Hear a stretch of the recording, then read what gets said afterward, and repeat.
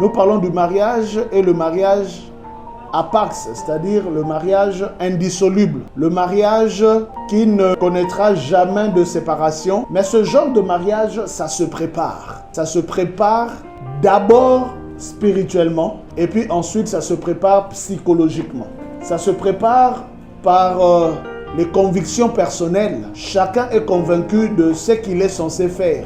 Mais ça se prépare également par l'attitude que chacun adopte. Nous sommes obligés de comprendre que nous n'avons qu'une seule vie. Dans le monde, on dit on ne vit qu'une seule fois, mais on exploite ça en mal. On dit on ne vit qu'une seule fois, donc par conséquent, on va se réjouir, on va se régaler, on va faire ceci et cela, juste parce qu'on ne vit qu'une seule fois. Moi, je dis aux gens, puisqu'on ne vit qu'une seule fois, alors vivons bien. Alléluia. Puisqu'on ne vit qu'une seule fois, alors nous sommes dans l'obligation de bien faire les choses. Puisqu'on ne vit qu'une seule fois, alors il va falloir que nos vies soient façonnées de manière à ce que le peu de temps que nous allons passer sur la terre soit des moments de bonheur. On trouve le bonheur en le créant. On trouve le bonheur en le créant. Le bonheur se crée. Alléluia. Le bonheur ne se ramasse pas. Si quelqu'un a besoin de vivre une vie remplie de bonheur, eh bien, il doit savoir que l'artisan de son bonheur, c'est d'abord lui-même. Et le plus grand bonheur que l'on peut vivre sur cette terre, certes, c'est de marcher avec Dieu, de marcher avec Jésus,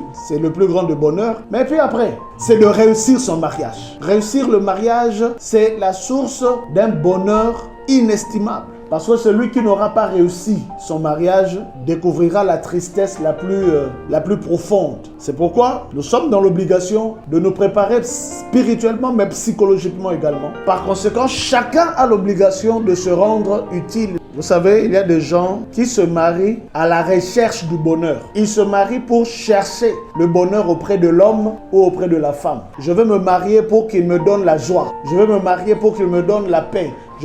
Mais lorsque tu vas te marier et puis tu te rends compte qu'il n'a pas cette capacité, cette habileté à procurer la joie, on devient triste. Conséquent, source de malheur et source de divorce. Ah ben cet homme-là, il m'énerve, il m'attriste, il me fait ceci. C'est pourquoi on ne va pas au mariage pour chercher le bonheur. Écrivez cette phrase. On ne se marie pas pour être heureux. On ne se marie pas pour être heureux. Mais on se marie pour rendre l'autre heureux. Celui qui a besoin de se marier ne doit pas aller au mariage pour que, je me marie avec la sœur Chantal, pour que la sœur Chantal me donne la paix, pour que la sœur Chantal me donne le bonheur, pour que la sœur Chantal...